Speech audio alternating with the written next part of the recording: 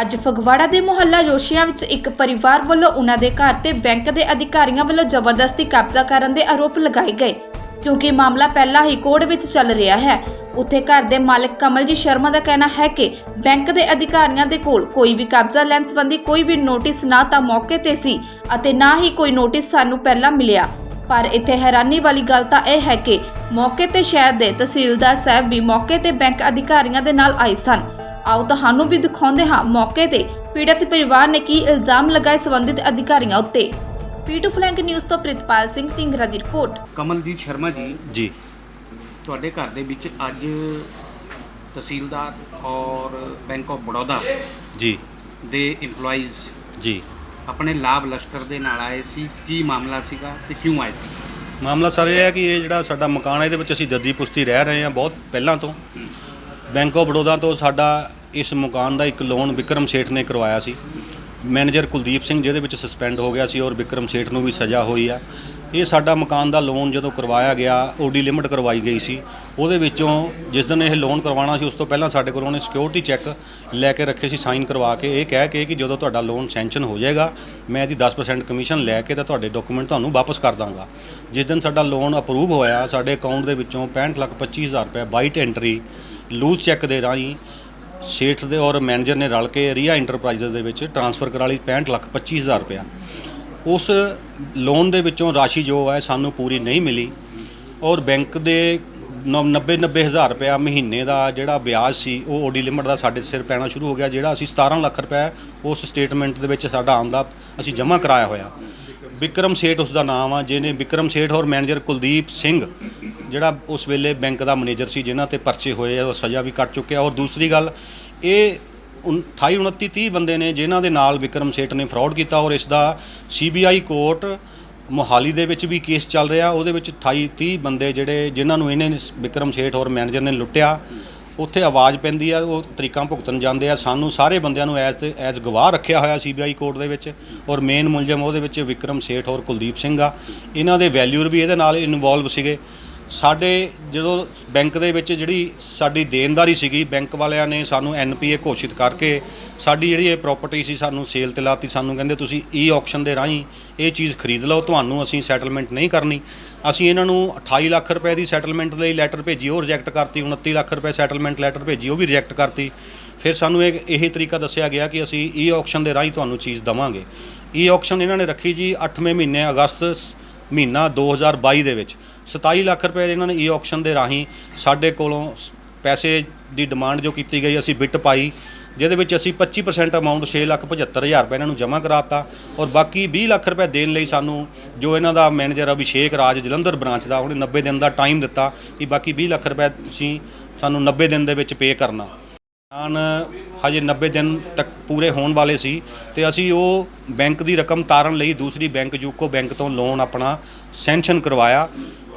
UCO bank ਦੇ manager ਸਾਹਿਬ ਔਰ 2 ਮੁਲਾਜ਼ਮ ਹੋਰ ਇਹਨਾਂ ਦੀ ਜਲੰਧਰ ਬ੍ਰਾਂਚ ਦੇ ਵਿੱਚ ਵਿਜ਼ਿਟ ਕੀਤੀ ਔਰ ਜਾ ਕੇ ਉਹਨਾਂ ਨੇ 15/5/2023 ਨੂੰ ਉਹ ਆਪਣੀ ਅਮਾਊਂਟ ਦਾ ਸੈਂਕਸ਼ਨ ਲੈਟਰ ਇਹਨਾਂ ਦੇ ਮੈਨੇਜਰ ਅਭਿਸ਼ੇਕ ਰਾਜ ਜੋ ਕਿ ਰਿਕਵਰੀ ਹੈੱਡ ਆ ਉਹਨੂੰ ਜਲੰਧਰ ਦੇ ਵਿੱਚ ਰਿਸੀਵ ਕਰਾਇਆ। ਅਭਿਸ਼ੇਕ ਰਾਜ ਨੇ ਉਹ ਲੈਟਰ ਰਿਸੀਵ ਕੀਤਾ ਔਰ ਕਿਹਾ ਕਿ 2 ਦਿਨ ਬਾਅਦ ਤੁਸੀਂ ਆ ਕੇ ਜਿਹੜਾ ਤੁਹਾਡਾ 90 ਦਿਨ ਦਾ ਟਾਈਮ ਲੰਘਿਆ ਵਾ ਉਹਦੀ ਮੈਂ ਤੁਹਾਨੂੰ ਡੇਟ ਵਧਾ ਕੇ ਨਵਾਂ ਲੈਟਰ ਇਸ਼ੂ ਕਰੂੰਗਾ ਔਰ ਤੁਹਾਡਾ ਮੈਂ ਜਿਹੜਾ ਫੰਡ ਵਾ ਉਹ ਚੈੱਕ ਰਾਹੀਂ ਜਾਂ ਡਰਾਫਟ ਰਾਹੀਂ DD ਰਾਹੀਂ ਜੋ ਵੀ ਤੁਸੀਂ ਕਰੋਗੇ ਮੈਂ ਅਸੈਪਟ ਕਰਾਂਗਾ। 2 ਦਿਨ ਬਾਅਦ ਜਦੋਂ ਜਿਸ ਬੰਦੇ ਦੇ ਰਾਹੀਂ ਅਸੀਂ ਬਿੱਟ ਪਾਈ ਸੀ ਉਹ ਔਰ ਮੇਰੇ ਬ੍ਰਦਰ ਰਹੀਮ ਰਾਜ ਜੀ ਇਹਨਾਂ ਦੀ ਬ੍ਰਾਂਚ 'ਚ ਗਏ, ਜਿਹੜਾ ਇਹਨਾਂ ਦੇ CCTV ਕੈਮਰੇ ਵਿੱਚ ਵੀ ਆਂਦਾ, ਤੇ ਉਸ ਦਿਨ ਇਹ ਕਹਿੰਦੇ ਜੀ ਤੁਹਾਡੇ ਪੈਸੇ 7 ਲੱਖ ਰੁਪਏ ਖਤਮ ਹੋ ਗਿਆ, ਤੁਹਾਡਾ 90 ਲੱਖ ਦਾ ਟਾਈਮ ਖਤਮ ਹੋ ਗਿਆ। ਅਸੀਂ ਅੱਜ ਨਵੀਂ ਆਕਸ਼ਨ ਕਰ ਰਹੇ ਹਾਂ 21 ਲੱਖ ਰੁਪਏ ਦੇ ਵਿੱਚ।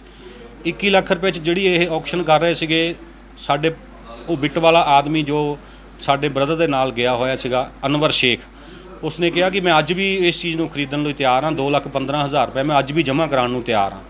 ਅਭਿਸ਼ੇਕ ਰਾਜ ਨੇ ਆਪਣੇ ਨੈੱਟ ਦਾ ਸਾਨੂੰ ਇਹ ਕਹਿ ਕੇ 4:30 ਵਜੇ ਤੱਕ ਪਰੇਸ਼ਾਨ ਕਰ ਰੱਖਿਆ ਕਿ ਨੈੱਟ ਨਹੀਂ ਚੱਲ ਰਿਹਾ, ਖੁੱਲ੍ਹ ਨਹੀਂ ਰਹੀ, ਸਾਈਟ ਨਹੀਂ ਖੁੱਲ੍ਹ ਰਹੀ। ਸਾਨੂੰ ਇਸ ਤਰ੍ਹਾਂ 4:30 ਵਜੇ ਤੱਕ ਰੋਕ ਕੇ 4:30 ਵਜੇ ਦੂਸਰੀ ਪਾਰਟੀ ਦੀ ਬਿੱਟ ਅਸੈਪਟ ਕਰ ਲਈ ਇਹਨਾਂ ਨੇ ਔਰ ਸਾਨੂੰ ਕਹਿੰਦੇ ਤੁਹਾਡਾ 7 ਲੱਖ ਰੁਪਏ ਖਤਮ ਹੋ ਗਿਆ। 16 ਤਰੀਕ ਨੂੰ ਇਹਨਾਂ ਨੇ ਉਸ ਆਦਮੀ ਦੀ ਬਿੱਟ ਲਿੱਤੀ ਆ ਔਰ 18 ਤਰੀਕ ਨੂੰ ਉਸ ਪ੍ਰਾਪਰਟੀ ਦੀ ਰਜਿਸਟਰੀ ਵੀ ਕਰਵਾਤੀ। ਉਸ ਪ੍ਰਾਪਰਟੀ ਦੀ ਹਜੇ ਇੰਤਕਾਲ ਵੀ ਨਹੀਂ ਚੜ੍ਹਿਆ। ਅੱਜ ਮਿਤੀ 26/5/2023 ਨੂੰ ਸਾਨੂੰ ਕੋਈ ਨੋਟਿਸ ਦਿੱਤੇ ਤੋਂ ਬਿਨਾਂ ਸਾਡੇ ਘਰ ਮਾਨਯੋਗ ਤਹਿਸੀਲਦਾਰ ਸਾਹਿਬ, ਸਿਟੀ SHO ਸਾਹਿਬ ਮਨਜੀਤ ਸਿੰਘ ਜੀ, ਪੁਲਿਸ ਮੁਲਾਜ਼ਮ ਔਰ ਨਾਲ 50-60 ਦੂਸਰੀ ਪਾਰਟੀ ਨੇ ਜੋ ਪ੍ਰਾਈਵੇਟ ਗੁੰਡੇ ਸੱਦੇ ਹੋਏ ਸੀ ਸਾਡੇ ਮਹੱਲੇ ਦੇ ਵਿੱਚ। ਜੋਸ਼ੀਆਂ ਮਹੱਲੇ 'ਚ ਤੁਸੀਂ ਪੁੱਛ ਸਕਦੇ ਹੋ, ਵੈਰੀਫਾਈ ਕਰ ਸਕਦੇ ਹੋ। ਸਾਡੇ ਘਰ CCTV ਕੈਮਰੇ ਲੱਗੇ ਹੋਏ ਆ, ਉਹਦੇ ਵਿੱਚ ਸਾਰਾ ਕੁਝ ਆਇਆ। ਸਾਡੇ ਘਰ ਬਿਨਾਂ ਦੱਸੇ ਆ ਕੇ ਸਾਨੂੰ ਪੋਜੈਸ਼ਨ ਦੀ ਮੰਗ ਕਰਨ ਲੱਗ ਗਏ ਔਰ ਸਾਡੇ ਨਾਲ ਧੱਕਾ ਮੁੱਕੀ ਹੋਈ। ਅਸੀਂ ਉਹਨਾਂ ਨੂੰ ਕੋਲ ਮੈਨੇਜਰ ਸਾਹਿਬ ਨੂੰ ਔਰ ਤਹਿਸੀਲਦਾਰ ਸਾਹਿਬ ਨੂੰ ਪੁੱਛਿਆ ਕਿ ਜਿਹੜਾ ਤੁਸੀਂ ਅੱਜ ਸਾਡੇ ਕੋਲ ਪੋਜੈਸ਼ਨ ਲੈਣ ਆਏ ਹੋ, ਇਹਦਾ ਕੋਈ ਆਰਡਰ, ਕੋਈ DC ਸਾਹਿਬ ਦਾ ਜਾਂ ADC ਸਾਹਿਬ ਦਾ ਜਾਂ ਕੋਈ ਕੋਰਟ ਦਾ ਆਰਡਰ ਸਾਨੂੰ ਕੁਝ ਨਹੀਂ ਦਿਖਾ ਸਕੇ। 4-5 ਘੰਟੇ ਸਾਡੇ ਨਾਲ ਜਹਿਦ ਹੋਣ ਤੋਂ ਬਾਅਦ ਅਸੀਂ ਮੀਡੀਆ ਨੂੰ ਬੁਲਾਇਆ, ਉਹਨਾਂ ਦੇ ਸਾਹਮਣੇ ਆਪਣੀ ਸਾਰੀ ਗੱਲ ਦੱਸੀ ਔਰ 2015 ਦਾ ਜੋ ਐਕਸਪਾਇਰ ਹੋ ਚੁੱਕਾ ਤਹਿਸੀਲਦਾਰ ਸਾਹਿਬ ਦਾ ਆਰਡਰ, DC ਸਾਹਿਬ ਦਾ ਆਰਡਰ 2015 ਸਾਲ ਲੰਘ ਚੁੱਕਾ, ਉਹਦਾ ਆਰਡਰ ਲੈ ਕੇ ਸਾਡੇ ਕੋਲ ਅੱਜ ਇਹ ਪੋਜੈਸ਼ਨ ਲੈਣ ਵਾਸਤੇ ਆਏ। ਔਰ ਸਾਡਾ ਜੋ ਪਰਿਵਾਰ, ਸਾਡੇ ਬੱਚੇ, ਲੇਡੀਜ਼ ਨੂੰ ਬਹੁਤ ਜ਼ਿਆਦਾ ਹਰਾਸਮੈਂਟ ਹੋਈ।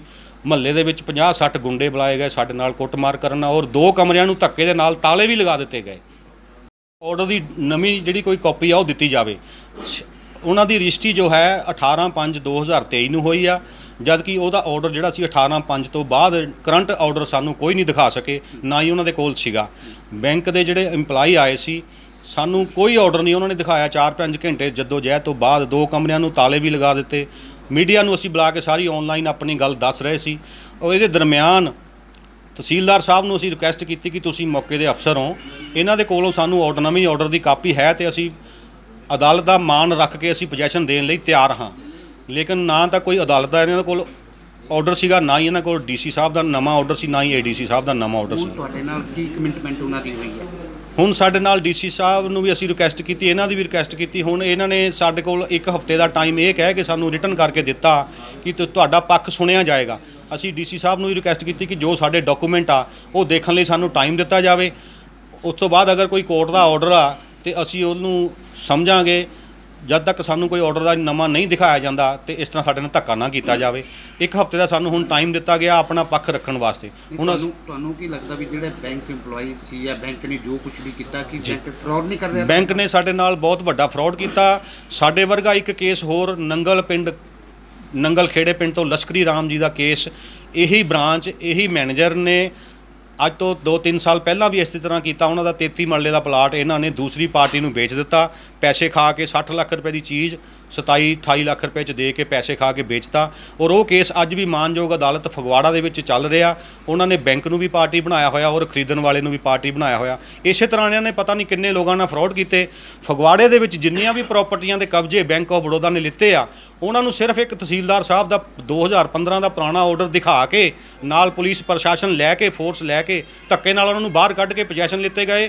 ਔਰ 2-2 ਕਰੋੜ ਵਾਲੀਆਂ ਪ੍ਰਾਪਰਟੀਆਂ ਇਹਨਾਂ ਨੇ ਪੈਸੇ ਖਾ ਕੇ ਬਾਅਦ 'ਚ 1-1 ਕਰੋੜ ਵਿੱਚ ਲੋਕਾਂ ਨੂੰ ਪੈਸੇ ਖਾ ਕੇ ਏਜੰਟ ਰੱਖੇ ਹੋਏ ਆ ਇਹਨਾਂ ਦੇ ਜਲੰਧਰ ਬ੍ਰਾਂਚ ਵਾਲਿਆਂ ਨੇ। ਉਹਨਾਂ ਏਜੰਟਾਂ ਨਾਲ ਇਹਨਾਂ ਦੀ ਸੈਟਿੰਗ ਆ। ਪ੍ਰਾਪਰਟੀਆਂ ਉਹਨਾਂ ਦੇ ਕੋਲ ਪੈਸੇ ਖਾ ਕੇ ਅੱਧੇ ਮੁੱਲ ਤੇ ਉਹਨਾਂ ਨੂੰ ਵੇਚਦੇ ਨੇ। ਜਿਹੜਾ ਸਾਡੇ ਵਰਗਾ ਕੋਈ ਜਿਹਦੇ ਕੋਲ ਕੋਈ ਨਹੀਂ ਅਪਰੋਚ, ਉਹਨਾਂ ਨੂੰ ਇਹ ਧੱਕੇ ਨਾਲ ਖਾਲੀ ਕਰਾ ਕੇ ਆਪਣੀਆਂ ਪ੍ਰਾਪਰਟੀਆਂ 'ਚੋਂ ਪੈਸੇ ਕਮਾ ਰਹੇ ਨੇ। ਇੱਕ ਸਫੇਦ ਧੰਦਾ ਹੋ ਰਿਹਾ ਬੈਂਕ ਆਫ ਬੜੌਦਾ ਦਾ ਔਰ ਨਾਲ ਜਿਹੜੇ ਸ਼ਹਿਰ ਦੇ ਕੁਝ ਏਜੰਟ ਨੇ ਇਹਨਾਂ ਦੇ ਨਾਲ ਰੱਖੇ ਹੋਏ, ਉਹ ਲੋਕਾਂ ਦੀਆਂ ਪ੍ਰਾਪਰਟੀਆਂ 10 ਰੁਪਏ ਦੀ ਚੀਜ਼ 2 ਰੁਪਏ 'ਚ ਖਰੀਦਦੇ ਆ ਔਰ ਲੋਕਾਂ ਦੇ ਨਾਲ ਧੱਕਾ ਮੁੱਕੀ ਫਰਾਡ ਹੋ ਰਿਹਾ। ਬੈਂਕ ਆਫ ਬੜੌਦਾ ਦਾ ਅੱਜ ਵੀ CBI ਦੀ ਕੋਰਟ ਦੇ ਵਿੱਚ ਕੇਸ ਚੱਲ ਰਿਹਾ।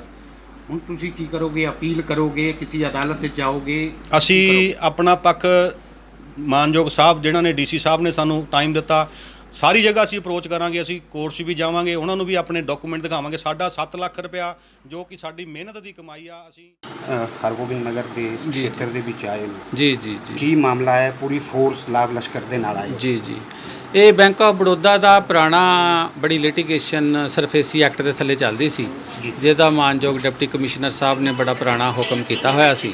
ਉਹਦੀ ਇੰਪਲੀਮੈਂਟੇਸ਼ਨ ਕਰ ਲਈ, ਅੱਜ ਐਗਜ਼ੀਕਿਊਸ਼ਨ ਕਰ ਲਈ। ਅਸੀਂ ਫੋਰਸ ਦੇ ਨਾਲ ਇੱਥੇ ਆਏ ਸੀ। ਦੂਸਰੀ ਧਿਰ ਨੇ ਵੀ ਆਪਣਾ ਕੁਝ ਕੰਟੈਸਟ ਕਰਨ ਲਈ ਕਾਗਜ਼ ਪੱਤਰ ਪੇਸ਼ ਕੀਤੇ ਆ। ਇਹਦੇ ਵਾਸਤੇ ਦੋਨਾਂ ਧਿਰਾਂ ਨੂੰ ਅਸੀਂ 1 ਹਫ਼ਤੇ ਦੀ ਮੋਹਲਤ ਜਿਹੜੀ ਆ ਉਹ ਦੇ ਦਿੱਤੀ ਗਈ ਆ। ਇਹ ਮਾਨਯੋਗ ਡਿਪਟੀ ਕਮਿਸ਼ਨਰ ਜਾਂ ਕਿਸੇ ਹੋਰ ਵੀ ਅਦਾਲਤ ਦੇ ਵਿੱਚ ਆਪਣਾ ਦਰਵਾਜ਼ਾ ਖਟਖਟਾ ਕੇ ਆਪੋ ਆਪਣਾ ਹੱਕ ਜਿਹੜੇ ਆ ਇਹ ਜਿਤਾ ਸਕਦੇ ਆ। ਇਹ ਕੋਈ ਮਾਮਲਾ ਪੇਮੈਂਟ ਦਾ ਮਾਮਲਾ ਹੈ ਜਾਂ ਕਿਸ ਤਰ੍ਹਾਂ? ਇਹ ਸਰਫੇਸੀ ਐਕਟ ਦਾ ਕੇਸ ਜਿਹੜਾ ਜੀ, ਜਦੋਂ ਬੈਂਕ ਦੇ ਵਿੱਚ ਕੋਈ ਵੀ ਪਾਰਟੀ ਡਿਫਾਲਟਰ ਹੋ ਜਾਂਦੀ ਆ ਤੇ ਜਿਹੜੀ ਧਿਰ ਡਿਫਾਲਟਰ ਹੋ ਜਾਂਦੀ ਆ ਉਹਨੂੰ ਬੈਂਕ ਜਿਹੜੀ ਆ ਉਹ ਬਕਾਇਦਾ ਕੋਰਟਾਂ ਦੇ ਵਿੱਚ ਜਾ ਕੇ ਉਹਨਾਂ ਨੂੰ ਅਖਤਿਆਰ ਨੇ ਉਹ ਆਪਣੇ ਆਰਡਰ ਪਾਸ ਕਰਨ ਦੇ। ਉਹ ਆਰਡਰਾਂ ਦੇ ਤਹਿਤ ਹੀ ਮਾਨਯੋਗ ਡਿਪਟੀ ਕਮਿਸ਼ਨਰ ਦੀ ਅਦਾਲਤ ਦੇ ਵਿੱਚ ਉਹ ਦਰਵਾਜ਼ਾ ਖਟਖਟਾਉਂਦੇ ਨੇ, ਜਿਸ ਵਿੱਚ ਸਿਵਲ ਤੇ ਪੁਲਿਸ ਅਧਿਕਾਰੀਆਂ ਦੀ ਜਿਹੜੀ ਆ ਮੌਜੂਦਗੀ ਜਿਹੜੀ ਇਹਨਾਂ ਕੇਸਾਂ ਦੇ ਵਿੱਚ ਕਬਜ਼ਾ ਲੈਣ ਵੇਲੇ ਬੜੀ ਪੈਂਦੀ ਆ, ਜਿਹਦੇ ਤਹਿਤ ਹੀ ਅਸੀਂ ਕਬਜ਼ਾ ਲੈਣਾ ਸੀ ਅੱਜ ਆਏ ਸੀ।